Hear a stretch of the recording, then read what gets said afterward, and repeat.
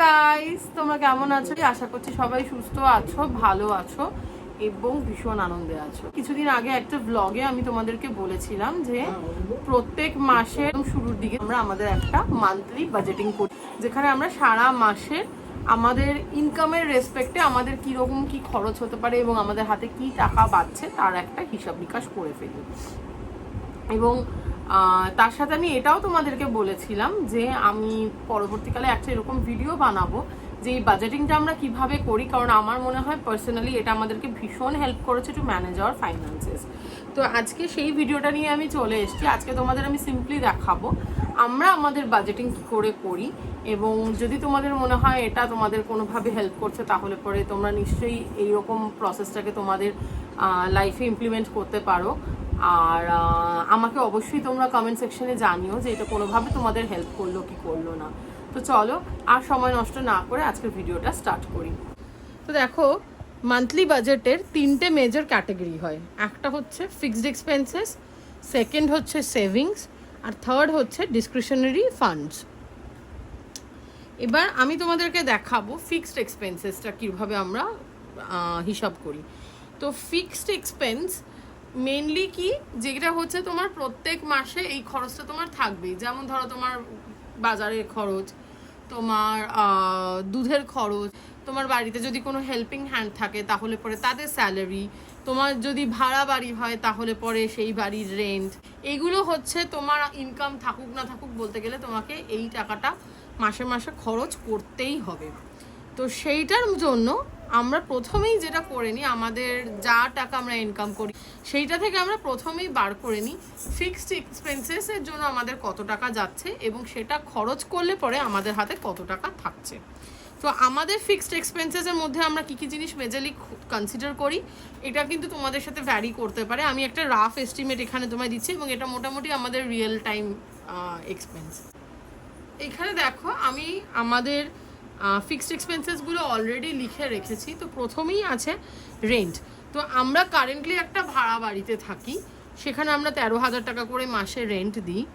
At the same time আমরা একটা ফ্ল্যাটও বুক করেছি, যার জন্য আমাদের 40,000 টাকা মতো ইএমআই যায়।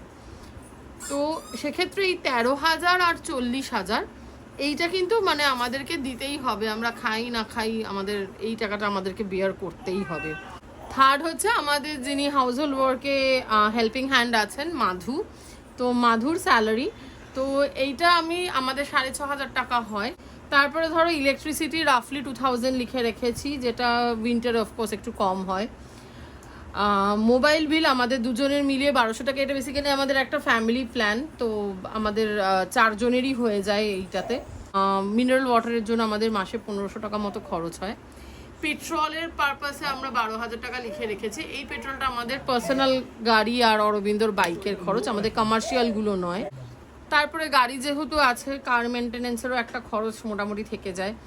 নেক্সট দুটো হচ্ছে আমার মেয়ের জন্য খরচ, এবং এই দুটো এখন ভীষণ ইম্পর্ট্যান্ট আমাদের লাইফে। মেয়ের ফর্মুলা মিল্ক এবং তার ডায়াপার, এই দুটো মানে মেজর খরচ যেটা আমাদের মেয়ের জন্য হয়। প্লাস রয়েছে মেডিসিন, যেটা আমাদের রাফলি মাসে 1000 টাকার মতো। মেডিসিনে আমাদের খুব বেশি খরচ হয় না।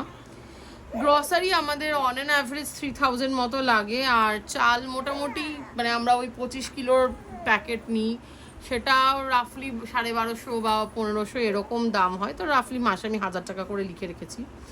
তারপরে রাইসের পরে রয়েছে দেখো ফিশ, যেটাও আমাদের 3000 মতো লাগে। মিল্ক আমরা খুব বেশি খাই না, ওই জন্য 750 রেখেছি, এটা হয়তো আরেকটু কমও হতে পারে। তারপরে যে দুটো ইম্পর্টেন্ট পার্ট রয়েছে যেটা এখনও আমাদের লাইফে নেই, প্রথমত হচ্ছে স্কুল ফিস, যেটা আর 2 বছর বাদে হয়তো আদ্যাশ্রীর জন্য শুরু হয়ে যাবে। আর তারপর হচ্ছে নিউজ পেপার, কোভিডের পর থেকে আমরা নিউজ পেপার নেওয়া বন্ধ করে দিয়েছি, ওই জন্য এই দুটো আমাদের। প্লাস হচ্ছে আমরা একটা এমার্জেন্সি ফান্ড রাখি 3000 টাকা। এই এমার্জেন্সি ফান্ডটা কি হতে পারে, ধরো হুট করে কোনো ইনভিটেশন এসে গেছে, সেখানে তোমাকে কিছু গিফট দিতে হবে, বা কোনো একটা বড় সড়ো অসুখ হলো যার জন্য কিছু মেডিকেল টেস্ট করতে হবে বা একটু বেশি ওষুধ কিনতে হবে, ওই জন্য আমরা এরকম একটা 3000 টাকা সরিয়ে রাখি। এবার এই টাকাটা আমরা কয়েক মাস দেখার পরে যদি দেখি যে মানে 3000 টাকাটা ধরো সে 10,000 টাকার বেশি হয়ে গেছে, যেটা আমাদের খরচ হয়নি, তখন আমরা এই টাকাটাকে সরিয়ে নিই। আর অনেক সময় কি হয়, এই যে এস্টিমেটসগুলো আমরা দিয়েছি এটা মাসের প্রথমে এস্টিমেট করেছি, এবার ধরো জিনিসপত্রের দাম বেড়ে যাচ্ছে, পেট্রোলের দাম তো রোজই বাড়ছে, তো কখনো কখনো হয় যে কোনো এমনি অকেশন নেই বা কিছু নেই, কিন্তু এই এমার্জেন্সি ফান্ড থেকে টাকাটা আমাদের দিতে হচ্ছে। তো দেখো এটা টোটাল করলে পরে আমাদের হচ্ছে 99,050 টাকা।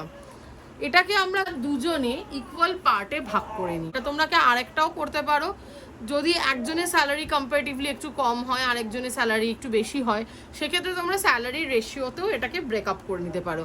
বাট আমাদের দুজনের আন্ডারস্ট্যান্ডিং হচ্ছে আমরা এটাকে দুটো ভাগে ভাগ করে নিই, করে আমাদের দুটো জয়েন্ট অ্যাকাউন্ট আছে। একটা জয়েন্ট অ্যাকাউন্টে আমরা দুজনে এই 50% কন্ট্রিবিউশন অফ এই ফিক্সড অ্যামাউন্টটা মাসের শুরুতেই ট্রান্সফার করে দিই নিজেদের স্যালারি ঢোকার সাথে সাথে। তো এই 99,050 রাফলি ধরো 1 লাখ, এটার 50% করলে পরে আমাদের ইন্ডিভিজুয়াল কন্ট্রিবিউশন হয় 50,000। তো এই 50,000 দুজনে মিলে আমরা আমাদের প্রথম জয়েন্ট অ্যাকাউন্টটাতে ট্রান্সফার করে দিই মাসের একদম শুরুতেই। এবার আমি আসছি সেভিংসের পার্টটাতে। সেভিংসের পার্টটা আমরা ভীষণভাবে ইন্ডিভিজুয়ালি মেনটেন করি। তো আমি খাতায় অলরেডি অনেক কিছু লিখে রেখেছি, আমি একটুখানি ডিটেলেই এখানে তোমাদের বলছি কিভাবে আমরা সেভিংসটা দেখি। তো ধরো আমার টোটাল ইনকাম হচ্ছে এক্স, তো এই এক্সের অলরেডি 50,000 আমার বেরিয়ে যাচ্ছে আমাদের মান্থলি যে ফিক্সড এক্সপেন্সেস আছে সেইটাকে কভার করতে। ফলে আমার হাতে এবারে থাকছে হচ্ছে ইন হ্যান্ড এক্স মাইনাস 50,000। সেভিংসের জন্য আমরা দুটো থাম্ব রুল ফলো করতে পারি। 1 নম্বর হচ্ছে, যেটা অনেক সময় যারা ইনভেস্টমেন্ট এক্সপার্ট তারা বলেন, সেটা হচ্ছে তোমার মান্থলি স্যালারির straight away 30% should go into your savings, আর তোমার EMI amount should not cross 30 to 40% of your salary. এটা যারা তোমার ইনভেস্টমেন্ট এক্সপার্টস আছেন তারা এইটা জেনারেলি একটা থাম্ব রুল ফলো করেন। আর একটা অপশন হচ্ছে, দেখো অনেক সময় হয় যে স্যালারি অত বেশি নয়, সেক্ষেত্রে স্ট্রেট অ্যাওয়ে 30% সেভিংসের জন্য সরিয়ে রাখা হয়তো পসিবল হচ্ছে না, কারণ এখন সংসার খরচ সত্যি বলতে অনেক বেড়ে গেছে। সেক্ষেত্রে তোমরা কি করতে পারো, আমরা যে জিনিসটা ফলো করি সেটা হচ্ছে স্যালারি থেকে ফিক্সড ইনকামের যে কন্ট্রিবিউশনটা আমাদের আছে সেটাকে বাদ দিয়ে দিই, তারপরে যে টাকাটা পড়ে থাকে তার 50% আমরা প্রত্যেক মাসে সেভিংসের জন্য রাখি। তাহলে এখানে আমার হাতে ছিল এক্স মাইনাস 50,000, তার 50% সেটা ধরে নাও ওয়াই। এই ওয়াই টাকাটা আমার যাবে হচ্ছে সেভিংসে, এবং এটা একদম নিয়ম করে ফলো করতে হয়। এবং সেক্ষেত্রে তুমি যদি মানে প্রত্যেক মাসে নিজে কিছু টাকা অ্যাকাউন্টে রাখবো এরকম না চিন্তা করে, তুমি একটা এফডি করে ফেলতে পারো বা একটা আরডি করে ফেলতে পারো, বা আরও বিভিন্ন রকম ইনভেস্টমেন্ট রেভিনিউজ আছে যেটা ধরো আমরা এক্ষুনি আলোচনা করব, সেটা করে ফেলো, যেটা তোমার এবং একটা যদি তুমি এসআই সেট আপ করো, একটা স্ট্যান্ডিং ইনস্ট্রাকশন দিয়ে দাও যে তোমার অ্যাকাউন্ট থেকে অটোমেটিক্যালি প্রত্যেক মাসে এই পরিমাণ টাকা এই ইনভেস্টমেন্ট খাতে চলে যাবে, সেক্ষেত্রে তুমি দেখবে তোমাকে টাকাটা রাখতেই হবে, কারণ না হলে পরে জিনিসটা ফেল করে যাবে, সেটা তো কেউ চাইবে না। ফলে এটা is kind of a force savings. তো এই জিনিসটা আমরা ফলো করি। তো আমরা ওই 30% অফ স্যালারি ওই জিনিসটাকে ফলো করি না, আমরা স্যালারি মাইনাস ফিক্সড এক্সপেন্স তার 50%কে কনসিডার করি সেভিংসের জন্য, সেটা হচ্ছে আমার ওয়াই। এইবারে আমরা সেভিংসের 3টে পার্ট জেনারেলি ফলো করি। একটা হচ্ছে এমার্জেন্সি ফান্ড। এমার্জেন্সি ফান্ডটা ভীষণ দরকার। ধরো এই কোভিডের সময় আমরা দেখেছি প্রচুর মানুষের চাকরি চলে গেছে বা তাদের স্যালারি কাট হয়েছে, কিন্তু তোমার যে লাইফস্টাইল সেটা তো তোমাকে মেনটেন করতেই হবে। আমার আজকে চাকরি থাক না থাক, এই যে আমাদের সংসারে 99,050 টাকা আমাদের মাসে রাফলি আমার এস্টিমেট আছে, সেই জায়গাটা থেকে আমার খুব বেশি কাটছাট করার উপায় নেই। হ্যাঁ, হয়তো আমি মাধুকে সেক্ষেত্রে আর রাখলাম না, আমি নিজের মেয়েকে রাখলাম, বা আমার পেট্রোলের খরচটা সেভ হয়ে গেল, কিন্তু এই একটা দুটো জিনিস বাদ দিয়ে বাকি আমাকে খেতেই হবে। আমার মাসকাবারি লাগবে, আমার বাজার লাগবে, আমার মাছ লাগবে, আমার মেয়ের জিনিসপত্র লাগবে, আমার ইএমআই পেমেন্ট করতেই হবে, আমি যে ভাড়া বাড়িতে থাকি তার রেন্ট আমাকে দিতেই হবে। ফলে এটা মানে আনঅ্যাভয়েডেবল একটা খরচ। তো সেই জিনিসটা মেনটেন করার জন্য আমাদের সবসময় যেটা উচিত সেটা হচ্ছে একটা এমার্জেন্সি ফান্ড গঠন করা। এবং সেই এমার্জেন্সি ফান্ডটার পরিমাণটা কত হওয়া উচিত, অ্যাটলিস্ট তোমার যা মান্থলি ফিক্সড এক্সপেন্সেস তার 6 গুণ মিনিমাম। তাহলে দেখো আমাদের ফিক্সড এক্সপেন্সেস হচ্ছে 99,000 টাকা, যেটা আমরা 50% করে করলে পরে হচ্ছে 50,000 টাকা করে ইন্ডিভিজুয়ালি, রাইট? তার 6 গুণ মানে ইন্ডিভিজুয়ালি 3 লাখ টাকা। তাহলে 6 লাখ টাকার একটা আমাদের এমার্জেন্সি ফান্ড কিন্তু আইডিয়ালি বানিয়ে রাখা উচিত। এবং সত্যি কথা বলতে 2 বছর বিয়ে হয়ে গেছে, আমরা কিন্তু এখন অবধি এই অ্যাচিভমেন্টটা করে উঠতে পারিনি। এখন অবধি আমাদের 6 লাখ টাকা জমে ওঠেনি এমার্জেন্সি ফান্ডে, আমরা এখনও এটাতে কন্ট্রিবিউট করে চলেছি। তো এই জায়গাটায় বলি, এখানে আসছে আমাদের সেকেন্ড জয়েন্ট অ্যাকাউন্টটা। আমরা প্রত্যেক মাসে একটা সার্টেন অ্যামাউন্ট দিয়ে দিই। আমি আর কোনো ধরনের ইনভেস্টমেন্ট করি না করি, এই এমার্জেন্সি ফান্ডটা আমাকে বানাতেই হবে। এবং সেক্ষেত্রে যদি দেখা যায় যে এটার ফলে আমি আর অন্য কোনো ধরনের সেভিংস করতে পারবো না, অন্য কোনো ইনভেস্টমেন্ট করতে পারবো না, সেটাও ওকে। কিন্তু এমার্জেন্সি ফান্ডটা প্রত্যেক মাসে যে ক্যালকুলেশনটা হবে সেটা কিন্তু করে যেতেই হবে, কারণ ইউ নেভার নো কখন কি পরিমাণে খরচ এসে যায়, রাইট? আচ্ছা, এবারে বলি এমার্জেন্সি ফান্ডের জন্য আমরা কন্ট্রিবিউশনটা কি করে করব। তাহলে 6 ইন্টু ফিক্সড এক্সপেন্সেস, আমার কন্ট্রিবিউশন হচ্ছে 50,000, তাহলে পরে 3 লাখ টাকার আমাকে জমাতে হবে মোট। আমরা চেষ্টা করি 4% অফ এই যে টোটাল ফান্ড আমার যা পার্ট পড়ছে সেটা প্রত্যেক মাসে এই জয়েন্ট অ্যাকাউন্টটাতে কন্ট্রিবিউট করতে। ফলে আমি দিই হচ্ছে 4% অফ 3 লাখ, সেটা হচ্ছে 12,000। এই টাকাটা আমি দিই, আমি অরবিন্দকে বলেছি এর বেশি আমার পক্ষে দেওয়া সম্ভব হবে না, তো এইটা আমরা এগ্রি করেছি যে আমি 12,000 টাকা দেবো। এবং এইটা যেটা তোমরা ধরে নেবে যে হ্যাঁ এই প্রত্যেক মাসে আমি এই পরিমাণ টাকাটা ইমার্জেন্সি ফান্ডে দিতে পারবো, সেটা কিন্তু ভীষণভাবে চেষ্টা করো মেনটেন করতে, কারণ এটা খুব ইম্পর্টেন্ট। এটার পরে আরও যে ধরনের ইনভেস্টমেন্ট অপশানে আমি কথা বলবো সেগুলো না করলেও হবে, this is the most crucial part. আচ্ছা, তো প্রথম গেল এমার্জেন্সি ফান্ড, তারপরে আমরা আসছি নেক্সট 2 ধরনের সেভিংসে। তার মধ্যে একটা হচ্ছে লং টার্ম সেভিংস বা ইনভেস্টমেন্ট যেটাকে বলে, আর একটা হচ্ছে শর্ট টার্ম সেভিংস। তো লং টার্ম সেভিংসের মধ্যে আমরা এইটাকে আমরা কি করি, তাহলে আমার হাতে ছিল সেভিংসের জন্য টোটাল ওয়াই টাকা, এই ওয়াই থেকে আমার চলে গেছে 12,000 টাকা, কারণ 12,000 টাকা আমি দিচ্ছি হচ্ছে এমার্জেন্সি ফান্ডে। ওয়াই মাইনাস 12,000, তাকে আমি যদি 50% ব্রেক করি, তাহলে লং টার্ম ফান্ডে তার 50% আমি দেবো, আর শর্ট টার্ম সেভিংসে আমি দেবো বাকি 50%টা। এবার এই 12,000 টাকা দিয়ে আমি যদি দেখি আমার হাতে আর কোনো টাকা পাচ্ছে না, তাহলে এখানে আমি কোনো রকম ইনভেস্টমেন্ট করতে পারবো না। ধরে নিই আমার হাতে কিছু টাকা বাঁচছে, তাহলে পরে লং টার্ম ইনভেস্টমেন্টকে আমরা আবার 2টো ক্যাটাগরিতে ভাগ করতে পারি। একটা হচ্ছে রাদার 3টে ক্যাটাগরিতে ভাগ করতে পারি, একটা হচ্ছে লো রিস্ক, একটা হচ্ছে মিডিয়াম রিস্ক, আর একটা হচ্ছে হাই রিস্ক। লো রিস্ক হচ্ছে ভীষণ সিকিউর টাইপের ইনভেস্টমেন্ট অপশন, যেমন ধরো ব্যাংকের এফডি বা ব্যাংকের আরডি, বা ধরো যে পোস্ট অফিসে যে অপশনগুলো আছে, পাবলিক প্রভিডেন্ট ফান্ড বলো বা এনএসসি বলো বা সিনিয়র সিটিজেন স্কিম আছে অনেক রকম। তো এইগুলো হচ্ছে যেহেতু খুব মানে এগুলো লো রিস্ক, এবং এতে তুমি রিটার্নটাও অনেক কম পাবে, কিন্তু তোমার ইনভেস্টমেন্টটা অনেক সিকিউর থাকবে। এবং এর মধ্যে অনেকগুলো অপশন আছে যেগুলো কিন্তু ট্যাক্স ফ্রি, যেমন ধরো পাবলিক প্রভিডেন্ট ফান্ড, প্লাস আরেকটা আছে যেটা গার্ল চাইল্ডদের জন্য, তোমার যদি মেয়ে সন্তান থাকে তাহলে তার জন্য তুমি একটা সুকন্যা সমৃদ্ধি প্রকল্প আছে, যেখানে টাকা জমালেও কিন্তু তুমি ট্যাক্স ফ্রি ইনকাম আর্ন করতে পারো। এবং এইগুলোতে কিন্তু ইন্টারেস্ট রেটটা ব্যাংক এফডি বা আরডির থেকে অনেক বেশি পাওয়া যায়। ওকে, তো এটা গেল low risk long term investment. আচ্ছা, লং টার্ম ইনভেস্টমেন্ট কাকে বলে? যেখানে তোমার ইনভেস্টমেন্ট হরাইজন হচ্ছে 5 বছর। এটা ভীষণ ইম্পর্টেন্ট, যেটা আমি বলতে ভুলে গেছি। তো 5 বছরের বেশি সময় ধরে তুমি যদি টাকাটা কোনো ইনভেস্টমেন্টে ব্লক করে রাখো, তাহলে তাকে বলা হয় লং টার্ম ইনভেস্টমেন্ট। আচ্ছা, তো লো রিস্ক বললাম। মিডিয়াম রিস্ক হচ্ছে যে কোনো ধরনের ডেট মিউচুয়াল ফান্ডে টাকা রাখা, যেখানে রিস্ক তো আছে, একেবারে রিস্ক নেই তা নয়, কিন্তু কম্পারেটিভলি কম, এবং রিটার্নটাও সেই অনুযায়ী কম্পারেটিভলি কম, সেটা হচ্ছে ডেট ফান্ড। আর হাই রিস্ক হচ্ছে তুমি ইকুইটি মিউচুয়াল ফান্ড বলো বা শেয়ার হোল্ডিং বলো, বা এখন যেমন অনেকে ক্রিপ্টোকারেন্সিতে ট্রানজাক্ট করে, সেই ধরনের ইনভেস্টমেন্ট অপশনগুলো হচ্ছে high risk investment option.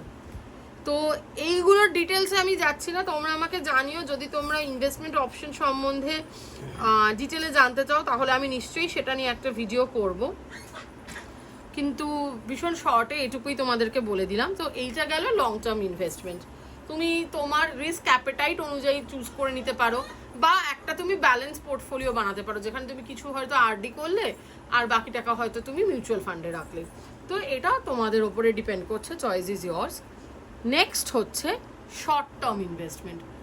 Short term ইনভেস্টমেন্টের ক্ষেত্রে কি হয়, এগুলো হচ্ছে গোল ওরিয়েন্টেড ইনভেস্টমেন্ট। কীরকম, ধরো তুমি প্রত্যেক বছর অন্তর একবার করে বেড়াতে যেতে চাও, বেড়াতে যাওয়ার জন্য তোমার একটা ফ্লাইট ফেয়ার আছে, হোটেল খরচ আছে, তো তুমি একটু ভালোভাবে থাকতে চাও, সেই জন্য তুমি কি করতে পারো, প্রত্যেক মাসে একটা সামান্য পরিমাণ টাকা তুমি জমা রাখতে পারো, রাইট? দিয়ে তুমি একটা ট্রাভেল ফান্ড বানাতে পারো।